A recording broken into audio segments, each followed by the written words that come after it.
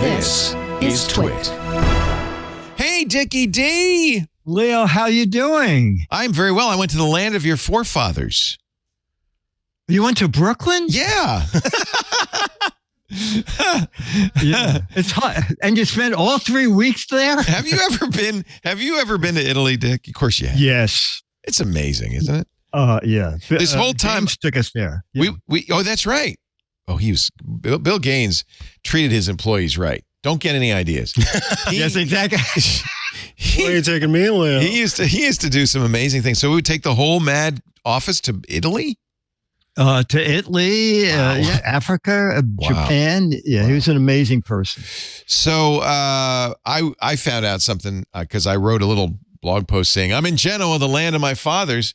And my sister, who's been doing all this research because she's going to move to Italy, she said, no, that's the land of your stepfather. Your grandmother, my grandmother, we call her Nonna, right? Nonna was born in the Veneto. I'm Venetian. I always thought I was a Genovese.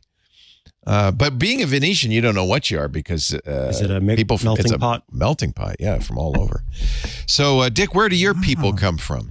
My father is from Palermo. Ah, nice. He's Siciliano.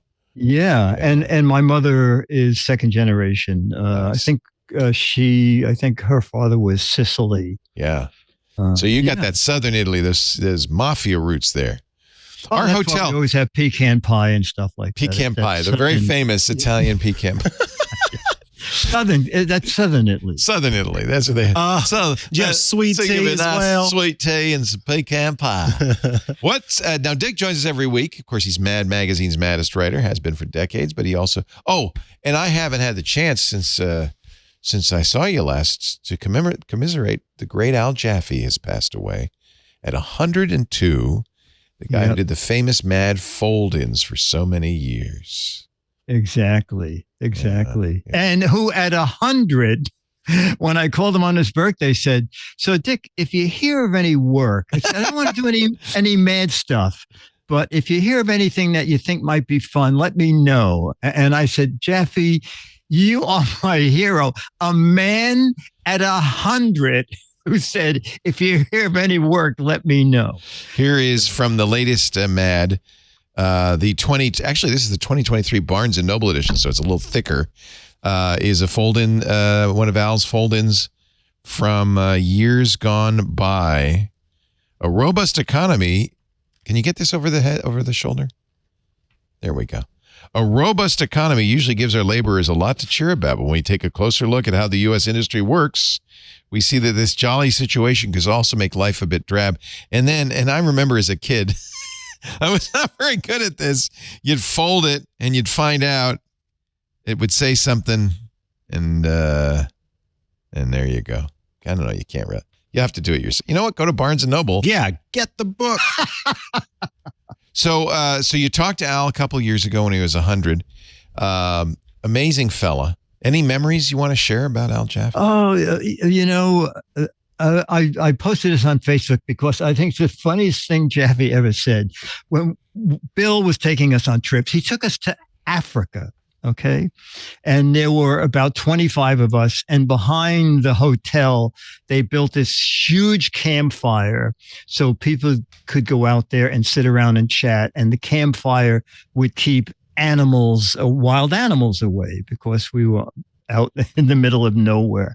And 2 people from another group came out and we were all talking. And then one of the people said, what is the staff of Mad Magazine doing in the middle of Africa? Great question. And Al said, we are on a tour of Puerto Rico booked by a really stupid travel agent. Oh, I love it. Here it is. I folded it in while, this is very appropriate. A robot took his job. When you fold it in. He was great. really, you told me that when Mad first started, when Bill Gaines first started Mad, Playboy was very hot at the time and they had the fold out and they didn't want to do a fold out. Yeah. Jaffe went to Bill and said, listen, let's just say we're a poor magazine. We can't afford a fold out. All we can do is afford a fold in. And And little did he know he was creating a job for himself for the next 60 years. Yes, exactly. He thought it was a one-time thing. Oh my gosh.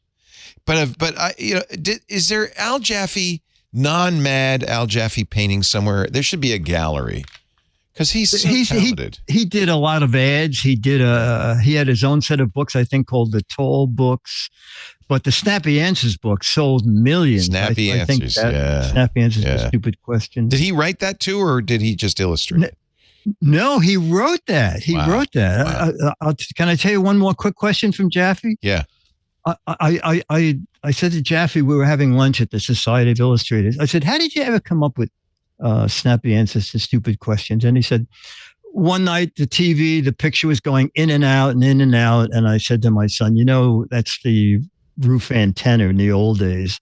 And he said, the next day in the afternoon, I'm up there with baling wire and trying to get the antenna to stand up straight. And my son climbs up the ladder and looks at me and says, are you fixing the TV antenna? And I said, no, I murdered your mother and I'm stuffing her down the chimney. That's a snappy answer. Yes. He said, so my son slowly backed down. And then I thought, wait a minute. That's great. Maybe there's something here. Anyway, that's great. The great Al Jaffe, what a talented artist. Well, I remember when I went to visit you on Madison Avenue to visit the old Mad offices, they have all the originals of these, and they're huge, right? They're big, so he can do that kind of minute detail. Illustration. Yeah. And were they acrylics? They looked like they were paintings, right? They were paintings. Yeah. Yes. They were beautiful. I would buy one. They've had sales, I know. I'm sure DC will sell the whole lot. They'll see anything that's not nailed down. And if it is, they'll unnail it and sell the nails too. Yes. Did you bring us a gadget this week, Mr. I D? did. I brought what I think is a really neat gadget from AnkerWork, one of the divisions of Anker. And it is their new wireless mic system. And this is a spiffy little travel kit. Ooh, look at that. Yeah, it is really neat. And several things about it are great. First of all, if you decide you want to clip it on, you can clip it on. Or if you want, you can pull the clip off and then put the mic in front and put the clip behind your shirt, because this is one. Oh, that's a magnet. Yeah, super magnet. Wow. Yeah. So the one little clip can either be clip-on or clip-through clothing. Then at the top of the mic, there is a mic input where you can monitor sound, or you can have plug a little earpiece coming out of it. Yeah, exactly. Or you can plug in your own lavalier mic and use this just as the transmitter. Oh, that's a good idea. That's cool. This would be great when I'm getting very bored in editorial meetings and I want to get up and walk away from the screen. Yeah. But it seems like this is more for influencers to record. Yeah. Like Lisa was doing, right? Video. This is going to be great at trick. But you know what? If you were saying that you were talking over your videos that you were recording, this is a way to do that and be on camera. Yeah, and be on camera. Yeah, and then whether you are USB-C or an lightning. Apple device. Yeah. Oh, it has a lightning cord. Nice. That clips to the back of the transmitter. So there's a receiver that goes. This is the receiver. Yeah, on your phone, and then you have the two microphones, and all of that for $250. Yeah. I think it's really neat. It comes in black and white.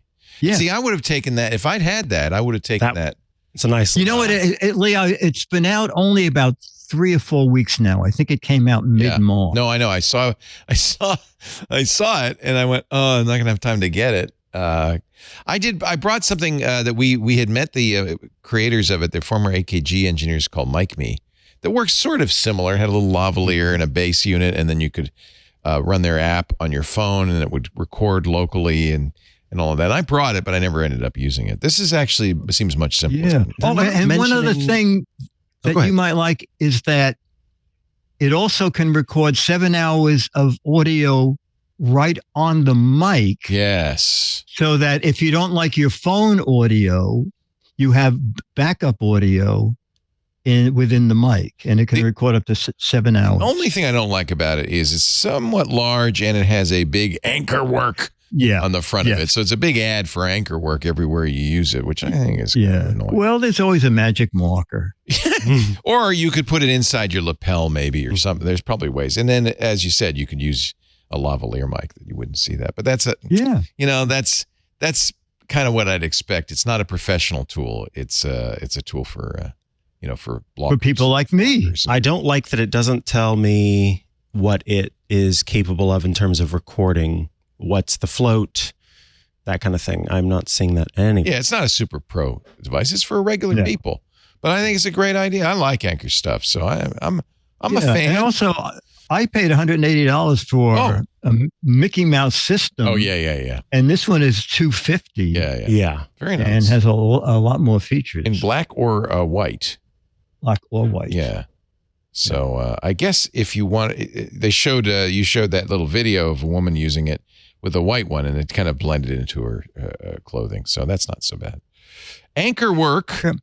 That's a new. Yeah, there's the white one. AnkerWork's a new division of Anker to do stuff for work, I guess. Yeah, they make conference call machines and webcams and all sorts of stuff. Take DeBartolo, Maddest Writer, is giving you a chance to get an autographed copy of the Barnes & Noble. This is not some little skinny. Well, actually, they'll be getting a copy of the June Mad issue. You just sent it to us. I just sent you. This is $10 at Barnes & Noble, but I bet you're in this as well, right? You have to. Actually, it just turned out to be that there's an article in there that Jaffe and I did. Oh, nice. And it was printed long before Jaffe passed on. So. Oh, wow. Yeah. I'd like to see that. So we're playing for the June Mad magazine, and what are we playing? We're playing the What the Heck Is It The heck contest. is it? Exactly. You go to gizwiz.biz and click the What the Heck Is It button, and you'll get a close-up of a gizmo or a gadget. Oh, look at this. There's 2 fold-ins in the Barnes & Noble edition. Well, that's a very nice thing. Extra fold-in.